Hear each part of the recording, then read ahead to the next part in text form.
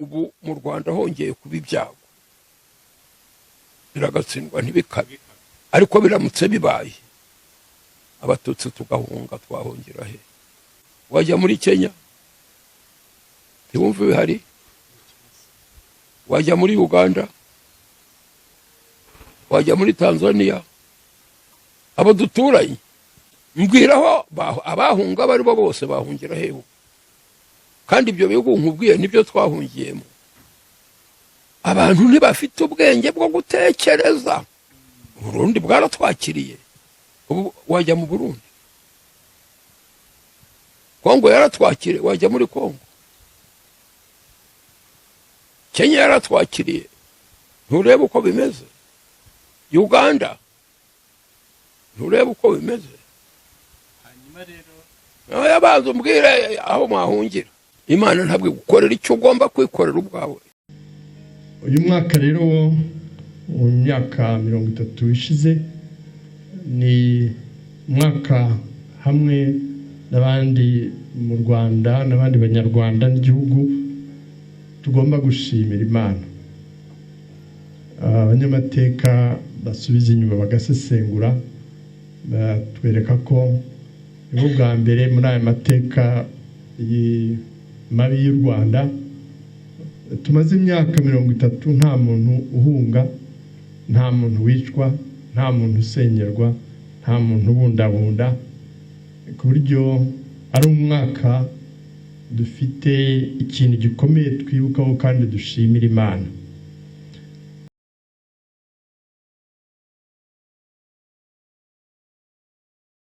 ndabashuhuje mbifuriza kugira amahoro y'Imana ubushize rero twasubikiye ku ngingo irebana n'ikinyoma cyadukanywe n'agatsiko k'abavantara b'amabandi kabeshya ngo kaciye amoko y'ubuhutu butwa n'ubututsi mu Rwanda icyo nabibutsa nuko buri gihugu cyose ku isi gituwe n'abaturage bo mu moko atandukanye ibi buri wese aranabizi neza kandi arabibona uyu muco wo kubeshya akagatsiko k'abavantara k'amabandi y'abanyoro kawugize akamenyero aho kabeshya ngo kaciye amoko y'abanyarwanda icyaba cyiza nuko kakwerekana hayo moko nakubwako kaje gasanga yari gitiye abanyarwanda tubangamiwe n'ubugome bw'agatsiko ntago tubangamiwe n'ubwoko tubarizwamo nigahagarike ubutindi bwako katurekere n'amoko yacu ndibutsa aba bavantara nibutsa n'abanyarwanda bose ko FPR yateye ifite gahunda yo gucyura impunzi z'abanyarwanda b'abatutsi babaga mu gihugu cya Uganda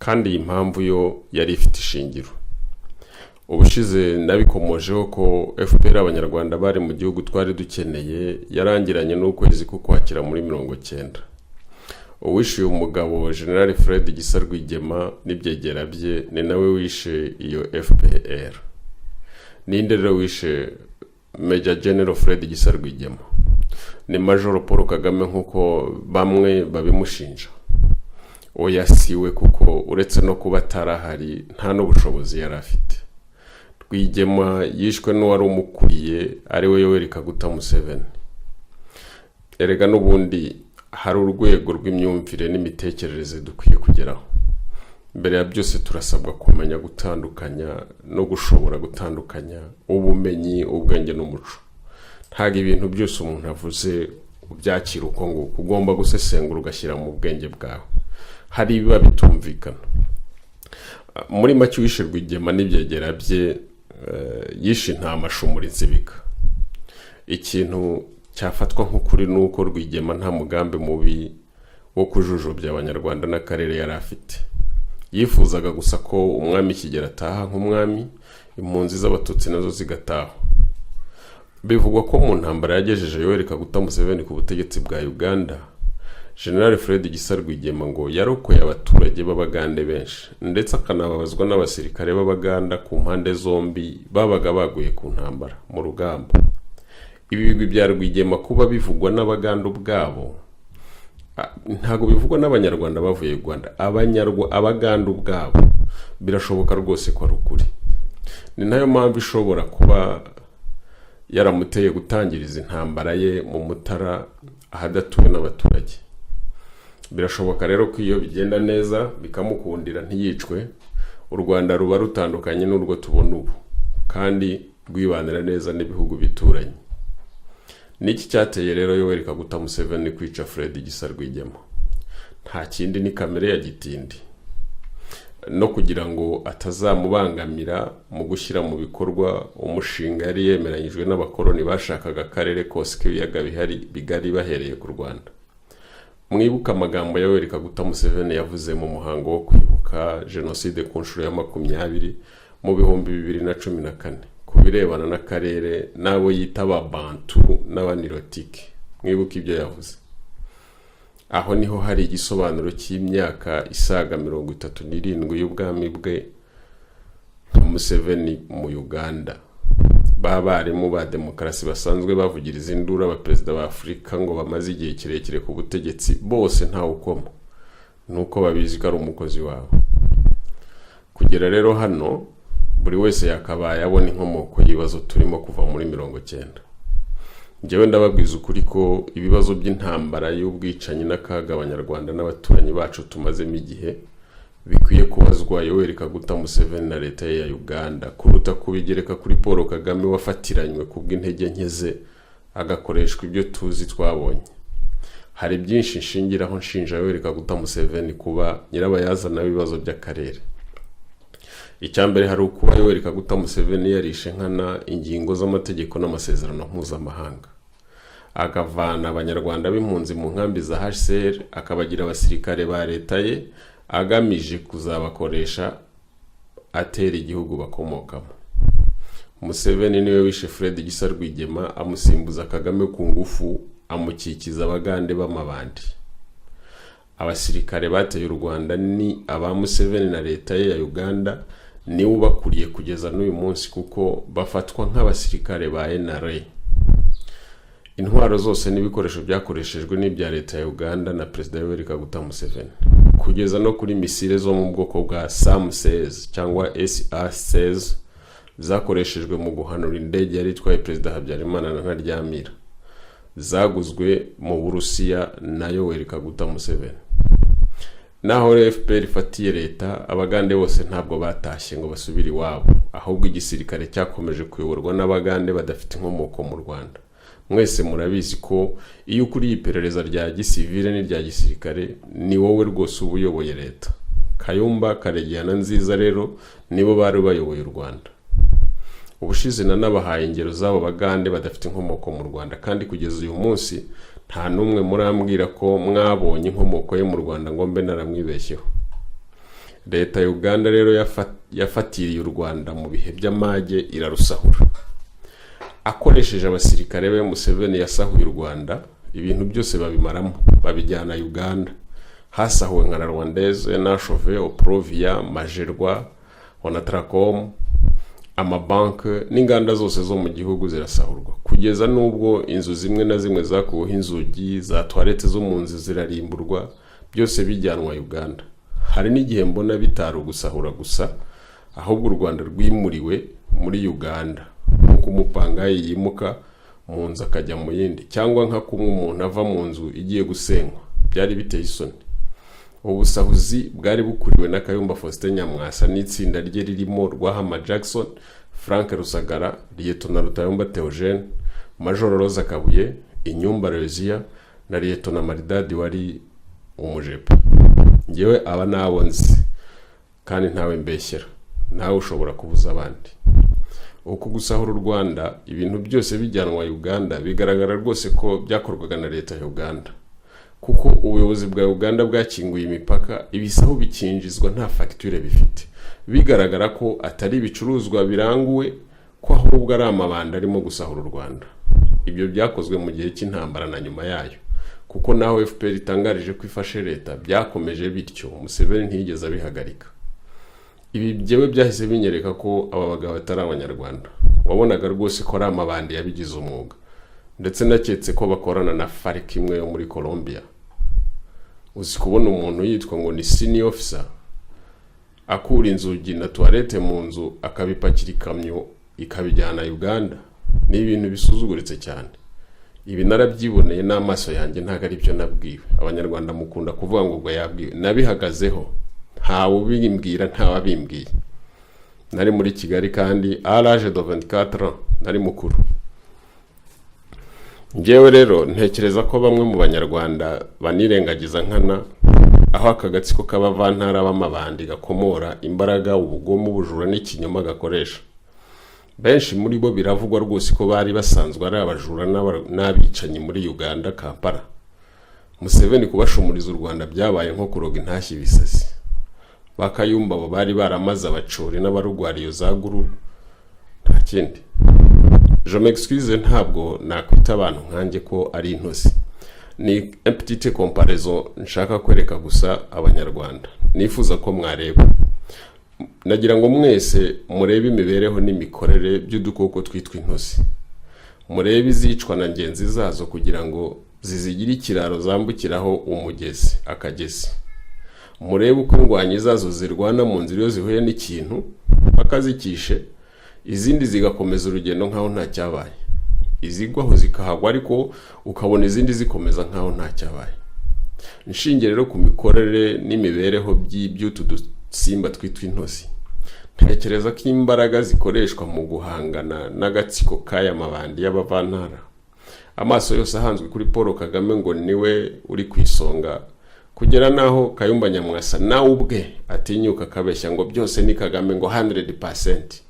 Ibi ni ugukabya. Ngewe mbona ko abanyarwanda dukwiye gushishoza tukareba hirya y'ibyo tubona cyangwa twerekwa.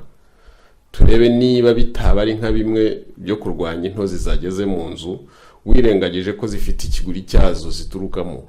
À mon avis, shingiye kuri ibi byose n'ibindi namwe muzi, mbona hakwiye gutegurwa ikirego, hagashakwa abanyarwanda bafite ububasha kalite, hakarebwa n'urukiko cyangwa urwego rubifitiye ububasha, juridiction ou organisation compétente, imanza zaregwaga Kagame Paul zikaregwa Yoweri Kaguta Museveni na leta ye, hakagobokeshwa Kagame n'abandi bafatanyacyaha babo. Erega Paul Kagame ntiyigeze asezerwa muri UPDF, kandi niyo byabaho Demob agomba kuba munsi y'ubuyobozi bw'ingabo z'igihugu yahozemo. Yaba dizata nabwo hakagaragazwa urubanza yarezwe ko yatorotse igisirikare na manda dosheshe mushakisha. Muri make abasirikare ba Museveni bateye u Rwanda ntibamutorotse nk'uko yanigeze kumvikana bibeshya abantu, ahubwo bari muri deployment yaboherejemo. Na n'ubu Kaguta Museveni niwe chef supreme hierarchique wa Paul Kagame. Kabone nubwo yabiki, Museveni niwe wamwinjije mu gisirikare cya leta ye, amwivaniye mu nkambi y'impunzi. Nahanyu namwe kubitekerezaho no kubitangaho ibitekerezo. Ikindi ni ibyaha by'itsemba abanyarwanda byakozwe n'ingabo za Museveni na leta ya Uganda mu ntambara bakoreshaga yitwa ngo fyeka fyeka. Iyi ntabwo yari intambara murayibarirwa, n'amahano. Sinzi niba barabonaga ko u Rwanda rutuwe n'abahutu n'abatutsi.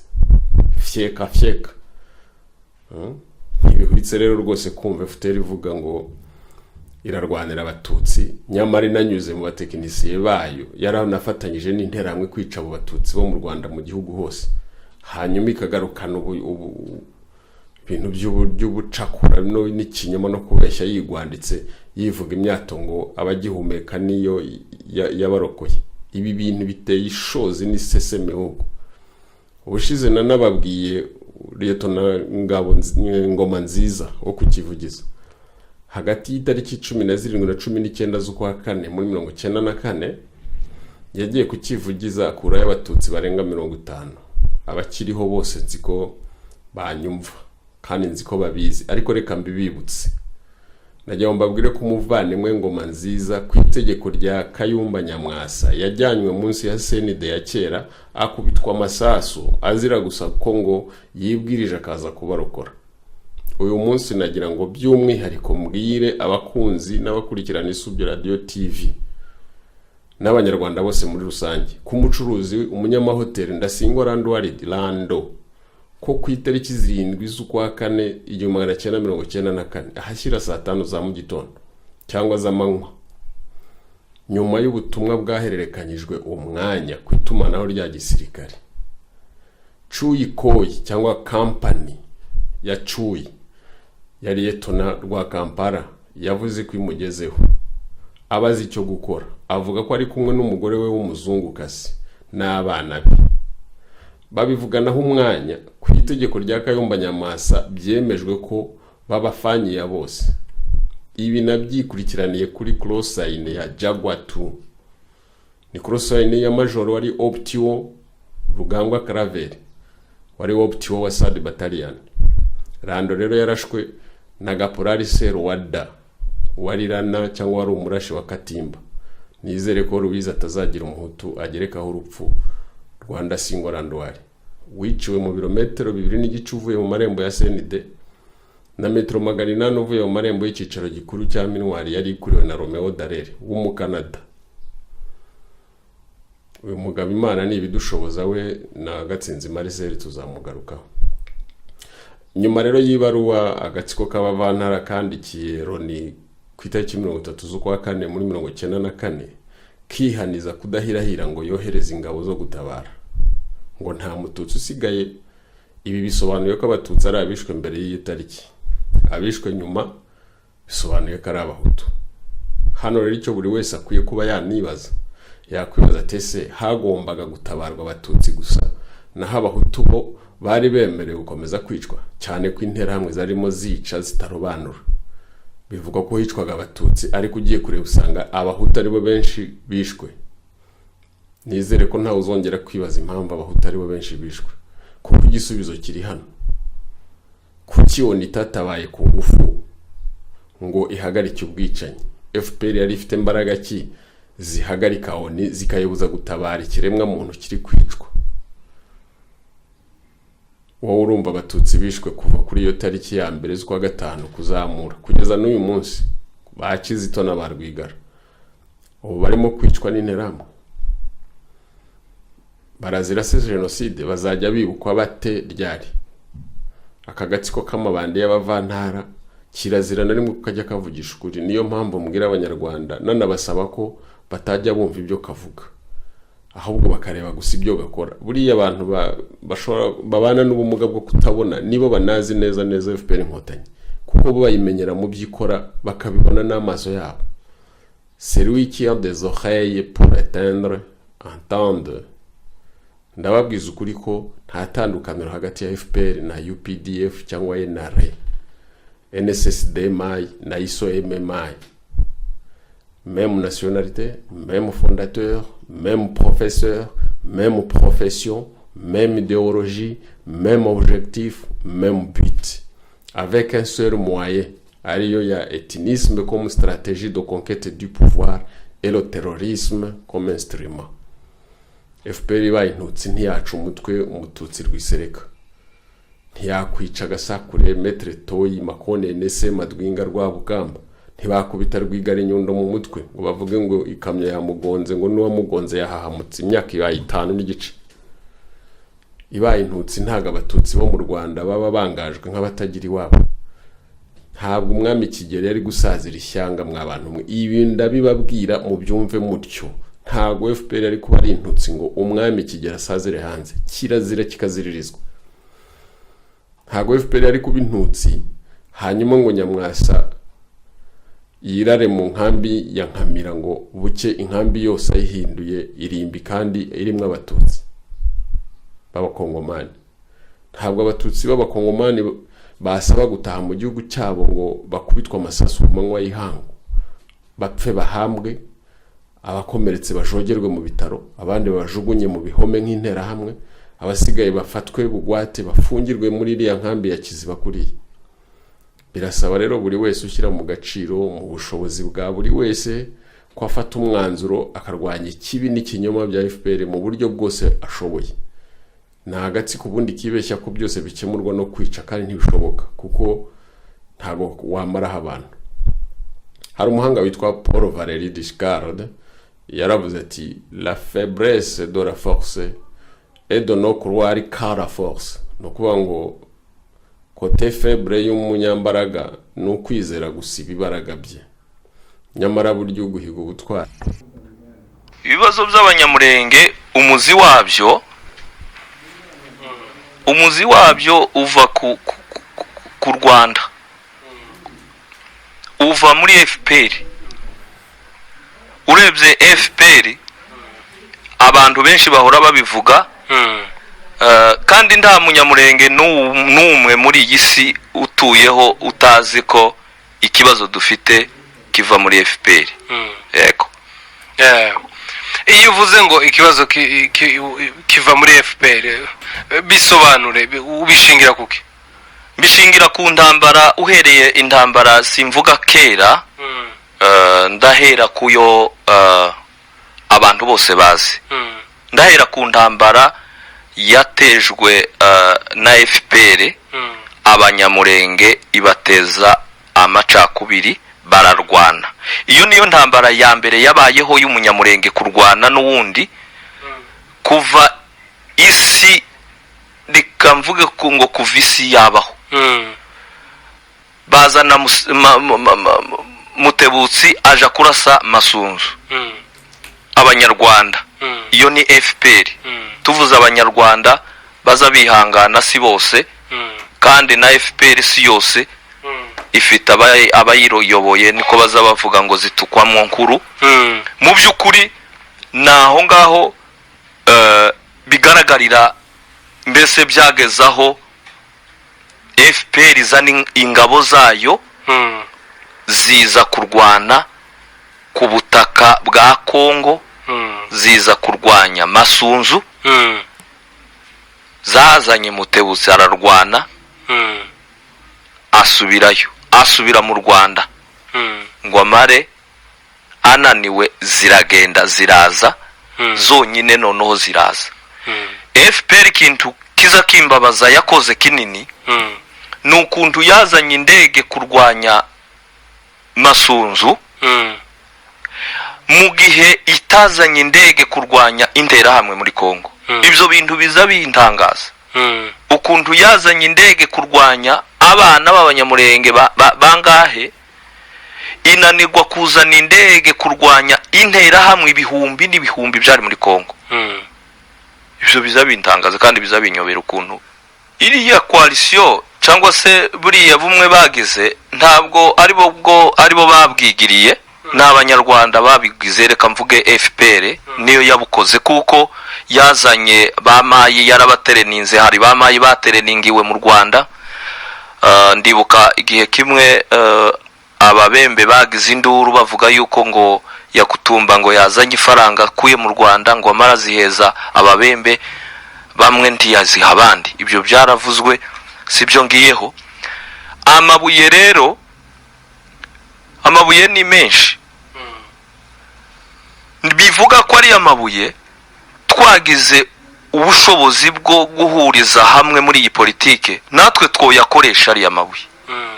Kuko amabuye yo kuyakoresha umuntu uwo ari we wese yokoresha cyane. No kubanza gukangurira bene wacu, kubera ko bene wacu barimwo inzira zitatu, cyangwa se hariho abantu bari mu nzego zitatu. Hariho abantu batinya kuvuga, bakavuga bati n'abavuze noneho turareba ko badapfa. Ariko atari uko batazi ikibazo, ari uko batinye gusa. Aba kabiri ni abantu badakunze ko hari ibivugwa. Abo ba kabiri badakunze ko hari ibivugwa ni abantu baba bari mu nzego zitandukanye. Aba gatatu ni abantu bo bakeneye kumenya cyane, bifuza kumva. Nibyo bice bitatu. Niyo mpamvu rero kuvuga ari byiza, kuko bikuramwo enkitide. Igifaransa kirasa nkaho cashize iyo enkitide. Noneho abantu bagahita bamenya ukuri aho kuri.